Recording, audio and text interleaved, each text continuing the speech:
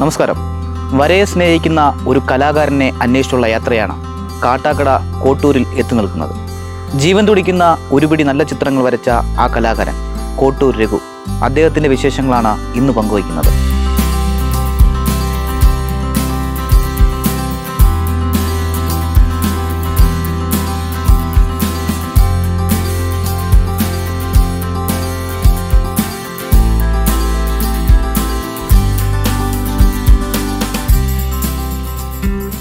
ഇതാണ് നമ്മൾ പറഞ്ഞ കോട്ടൂർ രഘുചേട്ടൻ.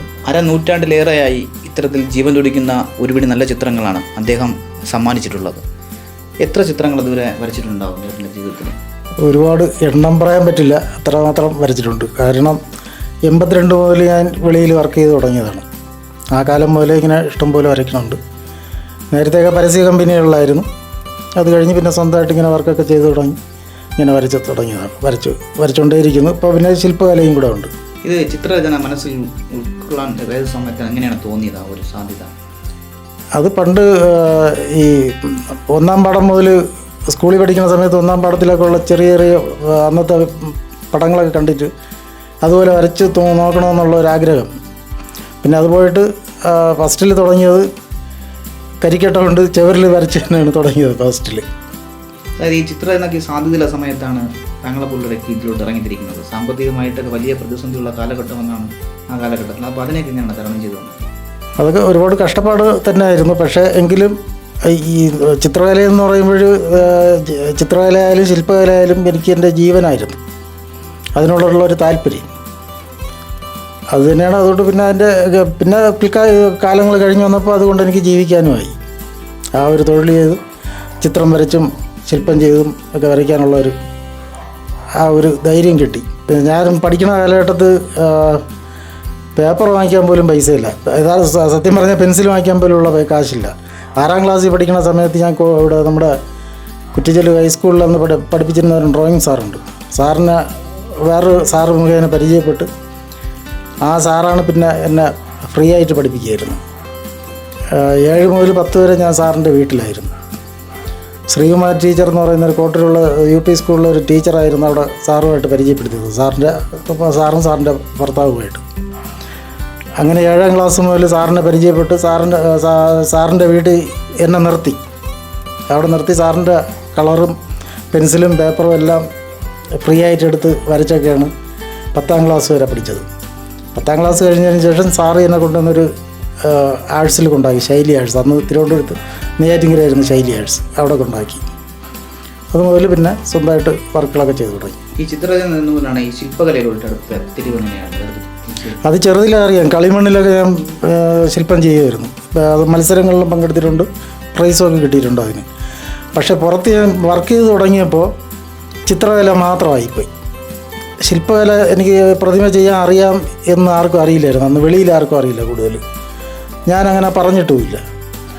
അങ്ങനെ വരപ്പ് മാത്രമായിപ്പോയി. ഇപ്പോൾ അടുത്ത കാലത്ത് ഒരിക്കൽ നമ്മുടെ ശിവാനന്ദാശ്രമം അവിടെ ഒരു പ്രതിമ ചെയ്തപ്പോഴാണ് ആൾക്കാർ അറിഞ്ഞു തുടങ്ങിയത്.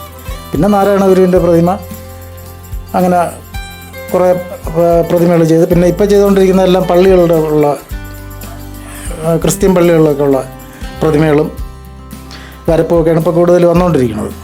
ഈ അരനൂറ്റാണ്ടിലേറെ ഇത്രയും രംഗത്തുണ്ടായിരുന്നിട്ട് അംഗീകരിക്കപ്പെടുന്ന ഈ ഒരു സാഹചര്യത്തിൽ എത്രയാണ് അംഗീകാരങ്ങളൊക്കെ കിട്ടിത്തുടങ്ങിയത് ഇപ്പോൾ ഈ അടുത്ത സമയങ്ങളിലാണ്.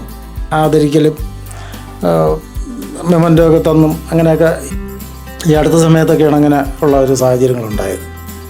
ജീവിതം എങ്ങനെയാണ്? ഹാപ്പിയാണ് കൊണ്ടുപോകുന്നത്? സന്തോഷമാണ്. കാരണം അതുകൊണ്ടാണല്ലോ ഞാൻ ഇങ്ങനെയെങ്കിലും കുറച്ചെങ്കിലും, നമ്മളിപ്പോൾ ഒരുപാട് അറിയപ്പെടുന്ന ആളല്ലെങ്കിലും എൻ്റെ നാട്ടിലെങ്കിലും അറിയപ്പെടുന്ന ഒരാളായതുകൊണ്ട് തന്നെയാണ്. ചിത്രകലയും ശില്പകലയും ഒക്കെ ചെയ്തുകൊണ്ട് തന്നെയാണ്. സന്തോഷമുണ്ട്. ജീവൻ തുടിക്കുന്ന ഈ ചിത്രങ്ങൾക്കൊപ്പം തന്നെ മറ്റൊരു ഭാഗ്യം കൂടെ ഉണ്ടായി. കാരണം അദ്ദേഹത്തിൻ്റെ ചിത്രരചന ഇഷ്ടപ്പെട്ടിട്ട് കൂടെ ഉണ്ടായിട്ടുള്ള ആ ഒരു പ്രണയം. ചേട്ടനെ പണ്ട് കണ്ടിട്ടുണ്ട്. ചേട്ടൻ്റെ സഹോദരി എൻ്റെ കൂടെ പഠിച്ചതാണ്. അങ്ങനെ പല സന്ദർഭങ്ങളിലും ചേട്ടനെ കണ്ടിട്ടുണ്ട്. അതുവഴി പരിചയമായി. ഏതുവരെയാണ് ഇഷ്ടപ്പെട്ടത് മനസ്സിൽ?